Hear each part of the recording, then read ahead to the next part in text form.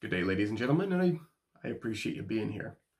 I just wanted to take a quick moment and ask if we can just talk just rationally for a minute. Welcome to the Candids series, where it's just as it sounds. Candid, unscripted, right in the moment, because it's something that just needs to be talked about right now. So, let's get into this. Good day, ladies and gentlemen, and I appreciate you being here. I just wanted to take a quick moment and ask if we can just talk just rationally for a minute. If we can just step back from all the emotion in the media and everything that's going on with this country, everything that's been going on for 4 years under the presidency, whether people agree with him or disagree, the issues with Biden and Harris, things that have gone on recently in the Capitol in DC. If we can just step back and kind of look at that piece a little bit, but just rationally, okay? Let's just step back.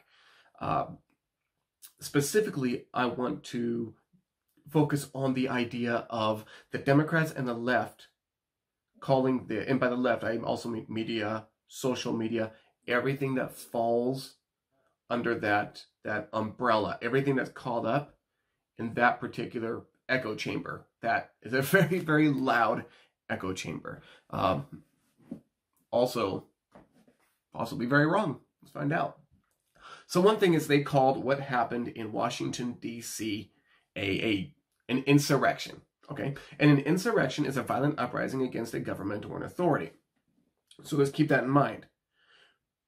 From their perspective, which is fueled by a whole lot of just hate and anger. So you have to understand, these people, they have a certain lens on already. They can't, just like the people who cannot help but see race in everything, like I said before in videos, if somebody walks by you and doesn't smile, racism. And if they walk by and do smile, racism. I mean, you're going to see it in everything. It is a boogeyman that is out there. Now, racism is real, okay? It's real, and we need to deal with that. But what they're talking about, it is so far and above reality that it really is.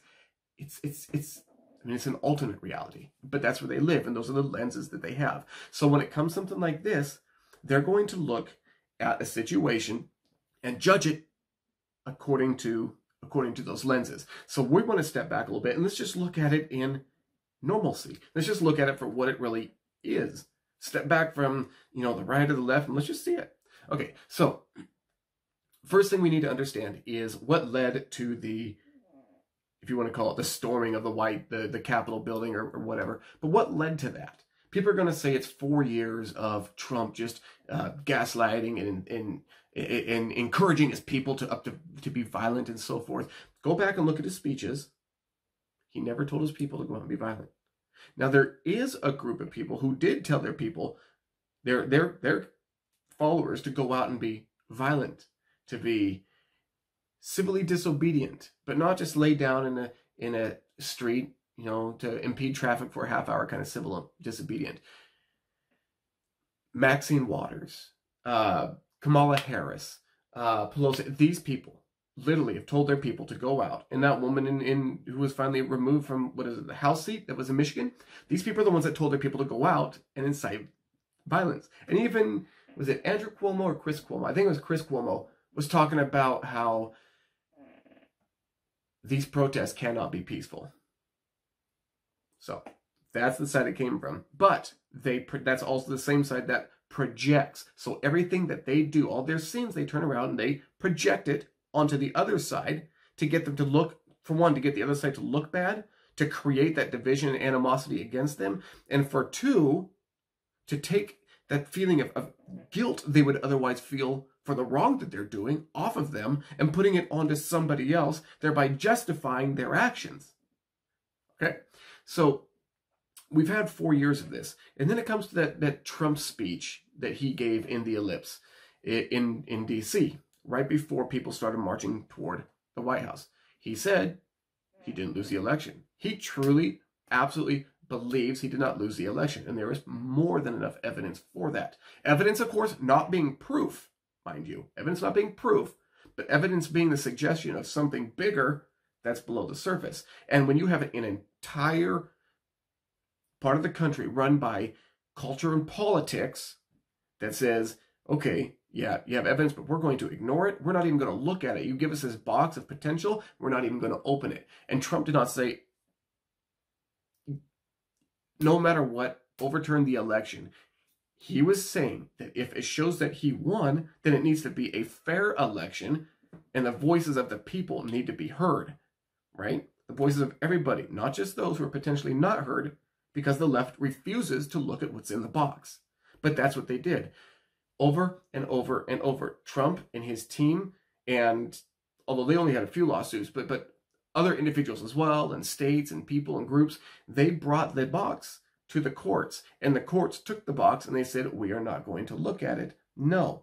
And it was always by procedural issues. It wasn't because of the content in the box. It was never denied because of the content in the box. It was procedure. So there's this growing frustration of the left, because the right thing to have done, and I'm sorry, I know that the perspective of the left is, no, the vote was right, it was real, we don't need to do all this, we already know who won. But you need to look past that. The right thing to have done would be, okay, we see that, 70 to 80 million people right now in this country feel disenfranchised. If they feel that disenfranchised and Biden is elected, they are not going to recognize him as president. They are going to defy him. And that's not necessarily a bad thing to do. They don't see that. They don't see that, okay, we know we won. We really believe we won fair and square. They can go through and do all this stuff. It's not going to change anything. Biden will still be sworn in on the 20th of January, 2021. Why not let them look at it, get that angst out, get all the evidence out, and then look and say, we have 6,000 dead people that voted here. Go through it and say, oh yeah, you only had 4, but we'll correct those 4 for you. If it didn't actually happen, that is the only way to prove it didn't happen. Take it off the table, take that out of people's minds, and let people finally, okay, fine. It was a dirty election. It was unfairly fought, but he actually did win. That's how Trump people would have been. The most of them. You're still going to have those who reject it no matter what, but for the most part, the majority, vast majority of that group would have finally said, okay, then Biden could have the confidence of the people as a president to some level, because you cannot govern unless you actually have the people's confidence and trust. Well, right now, he's not going to have that. He's just not. And that is on the left. And what happens from here going forward is on the left. So when Trump gave his speech in the White House talking about, I didn't lose, and then finally ended, talking about how this is the greatest steal, and then finally ended it saying, okay, now everybody, we're just going to walk toward the Capitol building. There was nothing about inciting violence. There was nothing about inciting uprising. There was nothing about creating chaos. Remember, Trump has always been the law and order president. He stands on that. That's a big thing to him. So people marched. When people got there, there were a few people. This isn't the group, mind you. There were some that went past the barricades, went in, and did what they did. And most of the people who went in, I think it was 200, 300, something like that, who eventually all finally went into the actual building. A lot of them, if you watch other live feeds, they literally just stood in a rotunda and took pictures with the statue and the art. And we're just enthralled saying, I can't believe we're here. This is so cool. And they just kind of walked and meandered around. Even video where you see disruption happening. Most of them, except for a few that are agitating, and they're not, and I'm just going to come right out real quick. Say, no, not right. Not cool. Not cool. No, I'm not affirming that. Should not have been done. So let's just put that on the table. But most of the people were just wandering around going, this is so cool, man. I'm in the Capitol building. Look, oh, take a picture of me next to this. Like, whoa, look at that document. Look at this. Okay? For people who were going in and taking papers, computers, other things that are being claimed that happened, now that would be criminally charged. But you have to understand the reality of what was really going on. These people were not organized. They did not go in with this idea of, we are going to cause insurrection and overthrow the government. Because what are they going to be able to do? People are sitting, doing, counting votes and going through the pageantry of the election. You're not going to change anything.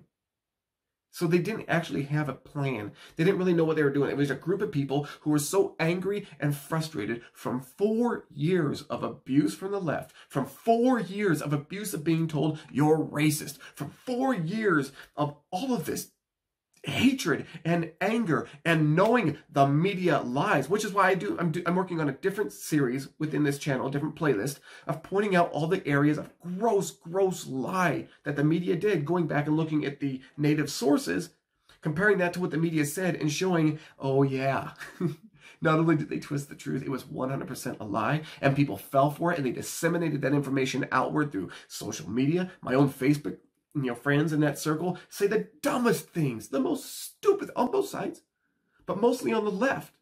Like, they're looking at this thing that happened in DC and they're calling it a coup. The very fact that they're calling it an insurrection or a coup means they do not actually know what an insurrection or a coup is, because what you're seeing happen is not an insurrection or a coup.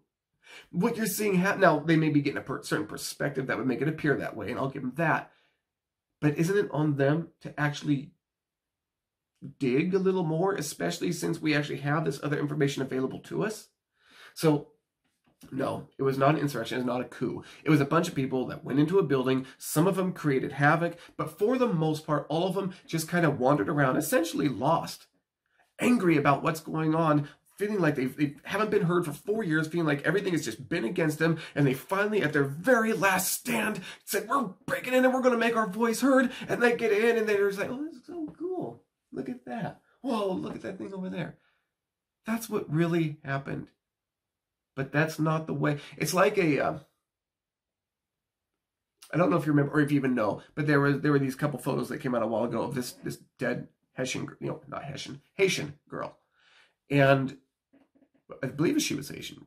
Anyway, photographers were taking photos of her getting down. Like, there was a news photographer, a journalist, getting down low, trying to get just the right angle of the body with the blue sky and everything up above, really trying to get the best photo to really capture the picture that he wants to do. Or people who, when they take pictures of something on fire, they'll try to darken the image down, brighten the light, get at the right angle, get down, get forced perspective, make something look bigger than it is, because that's the kind of sensationalism that sells. So you had that one photo of them doing, or that person took that photo doing that. And then you had an even more profound photo where somebody, another journalist who was there, stood back and took a picture of the greater scene. Right? And so when the other thing is, when the person was down taking pictures, he was doing it as people were kind of walking by, right, on the other side, taking this, trying to capture this image that speaks something big. So the other individual, that other journalist who took a photo when he stepped back, it was a photo of somebody down there by the girl, but it was a photo of like 10, 12, something like that. Other journalists all getting around this dead corpse of this unfortunate woman, this unfortunate circumstance, trying to angle and get the most perfect image they can possibly get to win the greatest prize and the most views and notoriety as possible. That is what the media is doing in regard to this thing with the storing the castle. That's like Princess Bride. Have fun storming the castle! Bye-bye, boys! Have fun storming the castle! Think it'll work? It would take a miracle. Bye-bye! Kind of applicable. But that's what the media is doing. So people who get that perspective, they really don't know what's going on. That's why we need to look at it objectively. So you're going to get the media spin one way. You're going to get the reality of what actually happened. You're going to get that ground level. Think of yourself as being each of these individuals in there. Yeah, they were upset. They were angry. They're protesting. But they weren't going in destroying the... In fact, how many times do you see, if you were watching other people's live feeds that they were showing on Facebook Live and so forth, because I was scrolling through watching them, people are like, no, don't do that, don't do that. No, be peaceful, guys, be peaceful, be peaceful, be peaceful. People were calling it just to be peaceful. They were just, what was it the left called? Civil disruption? That's all they were doing. What was happening was exactly what the left for years has been saying to do. They were simply being obedient to the left.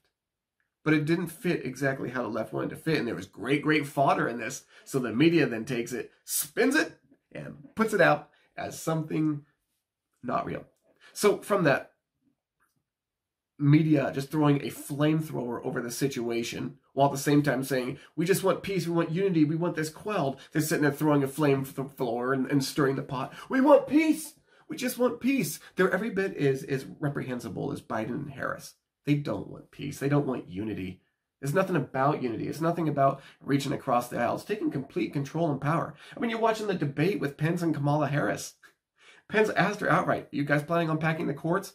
She skirted the entire thing, talking about Abraham Lincoln and whatnot. And then she does what Hillary does. When she finally, after 30 seconds, went on not answering anything, and Mike Pence asked her again, are you planning on packing the courts? And she just goes, we let the American people decide what they want. When you speak about the Supreme Court, though, I think the American people really deserve an answer, Senator Harris. Are you and Joe Biden going to pack the court if Judge Amy Coney Barrett is confirmed? In 1864... Well, I'd like you to answer the question. Mr. Vice President, I'm speaking. I'm speaking. In 1864, one of the, I think, political heroes, certainly the president, I assume if you also Mr. Vice President, is Abraham Lincoln. Mm-hmm.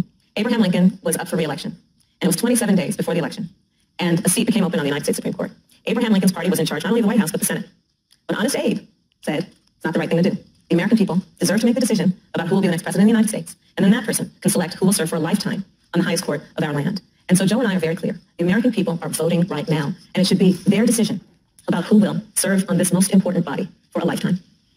Thank you, Senator Harris. People, Susan, are voting right now. They'd like to know if you and Joe Biden are going to pack the Supreme Court if you don't get your way in this nomination. Let's talk about packing. You once again gave a non-answer. Joe Biden gave a non-answer. I'm trying to answer you now. American people deserve a straight answer. And if you haven't figured it out yet, the straight answer is they are going to pack the Supreme Court if they somehow win this election. Of course, they're planning on it. Guys, the woman is wicked. She was wicked in California. People hated her. She's wicked now. And she does everything to pander to the groups that she's ready to betray when not politically advantageous. She's not going to betray certain groups yet. Certain groups with 3 letters, as an example, in their name. One starts with a B, last one starts with an M, because they give her way too much money and way too much power and way too much platform. But as soon as they aren't advantageous, she would throw them right out, because that is the person she has proven herself to be. Go back, look at her record. Look how she was as a prosecutor. The woman is pure evil. So now we have all this rhetoric fueled by the Democrats that they have been waiting for a long time for something like this. And you have people like, gosh, I cannot remember her name all of a sudden.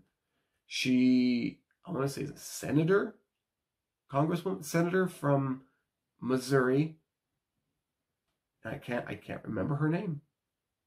I can't remember her name. It just slipped me, and I'm sorry. But she was putting out tweets talking about how anybody who voted to challenge the election, and she created this document for people to sign, is to be rounded up and tried for treason. This is a U.S. senator who is taking advantage of this situation, putting out their rhetoric, real rhetoric that's dangerous, not stuff like Donald Trump just up kind of, being pompous and saying whatever. This is real rhetoric from real lawmakers calling on people, anybody who voted to follow the legal means to object a certification, constitutional and legal. Every bit as constitutional and legal as President Trump's means in challenging the election through all those particular veins that he had available to him. They were legal. Nothing Trump did, other than his team making procedural errors, was wrong. Anybody who tells you different is wrong. It's not opinion, guys. It's not opinion. It is literally, factually wrong. It is not right. It is untrue. And they stand on that. And that has been the stance of the left for these last 4 years. And it's literally been, like in the movie Elf, how he said the fake Santa was sitting on a throne of lies. But this is a throne of lies built on a mountain of lies. And they don't know any better, because the Democrats need their constituencies to be low informed. They need them to. That is the only way they can keep power. And I say it so many times, but the proof of that is how they're trying to lower the voting age to 16 years. Do you really think that a 16-year-old child in this culture being influenced by this culture, getting everything off of social media, do you really think that they are going to have a great understanding and a well-opinionated voice to put out in regard to the civics of this country and our global relations and our financial situations? Of course not. But it's not about that for them. It's about getting the Democrats, it's about getting as many votes as possible to retain power. That's what it's all about. That's what this thing where people have gone into the Capitol building, that's what this has caused. This has just given them more fuel for that fire. And they are going to spin it through their sources to create as much hatred and division and anger as possible, even though there was nothing Trump did that was wrong. There are things he did that you could argue are maybe questionable, or maybe were not wise. Maybe certain things that were said or how they were said. But when he said we're going to go to the Capitol building, he never incited violence. Never. He was having people go there to stand outside, wave their flags, protest, lawful, legal, and right from either side. That's what he was having them do. In fact, when things started getting out of hand, he started sending out tweets until Twitter cut him off. And they even cut him off from this tweet where he told people to, please, stop what you're doing, go home, be at peace. I know your pain. I know you're hurt. We had an election that was stolen from us. It was a landslide election, and everyone knows it, especially the other side. But you have to go home now. We have to have peace. We have to have law and order. We have to respect our great people in law and order. We don't want anybody hurt. It's a very tough period of time. There's never been a time like this where such a thing happened, where they could take it away from all of us, from me, from you, from our country. This was a fraudulent election, but we can't play into the hands of these people. We have to have peace. So go home. We love you. You're very special. You've seen what happens. You see the way others are treated that are so bad and so evil. I know how you feel. But go home and go home in peace. And Twitter canceled that because they cannot, they literally did. Twitter took that tweet down because they cannot have that being a reflection of the president or the president's supporters being a thing of peace. Because they call for peace and they call for unity, but they do it with their fingers crossed behind their back. That's not what they want. That's not what gives them their power. What gives them their power is the division and the hatred caused through the media in low-informed people in this country who then hold up those flags and banners of just dissent and then go out and start hunting down Trump supporters, calling them racists, white supremacists, bigots, homophobes, every phobe you can think of, phobophobes, just to make sure that you get what it's like when my father, us 4 kids when we were younger, my father said, I don't know which one of you did this particular thing, but I'm going to whoop you all that way. I make sure I get the right one. So just look at it for what it really is. It was just people going in frustrated and then wandering around blind and aimlessly going, I don't know which way to go. Which way should we go? I don't know. Other than the exception of just a few. And that is the reality. It's not bigger than that. It is not a coup. It was not an insurrection. Anybody who says that, not only are they wrong, but they are throwing fuel on the fire on purpose for a reason. Don't give them that. Don't give them that. And now you have people like this woman in the Senate who is saying that anybody who,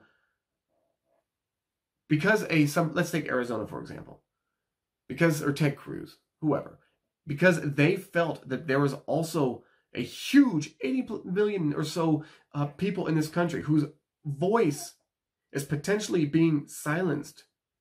They wanted to say, hey, we'll certify the election, but not until you finally give us what we have been asking for, and let's look at these evidences. 10 days, just give us 10 more days. We've had 2 months and you refuse it, give us 10 more days. Then we'll certify. We just do not feel it right to actually certify with these questions still outstanding. That's all they did. And so these people are now coming up and calling for treason. Do you understand what treason is in this country? And do you understand what treason, the penalty for treason is? And that's what these people are doing in writing on official documents. And don't think it's going to stop with them. It's going to continue to trickle down, right, through their soldiers being just, down to the media, through influencers, sports, and all that, down to the normal people on the ground, till they begin dealing with those who are treacherous. Just like that woman in Michigan said. What was she? She was in the house or whatnot, but how she talked about, and for all these soldiers who are out there, to all these Trumpers, as she called them, you know what to do. Find them. Do it well. Do it right. Tell them to go out and just get rid of the Trumpers. So, fiction versus reality. I just wanted to explain some of that for whatever it means. Don't let the media twist it. Don't let the people on the, even on the right tell you things that aren't true about it. Look it up. Find what's really going on. Have a little bit of a normalcy bias. Okay? It doesn't always have to be confirmation bias. Just a little bit of a normalcy bias. And take a look. Just take a look. See what it really is from all angles. And I'm telling you, it is not what the media tells you that it is. All right. Be well, y'all. Like, share, subscribe. Give me your thoughts down below. I want to hear what you think about it. I would love to engage on it. All right. Have a great day.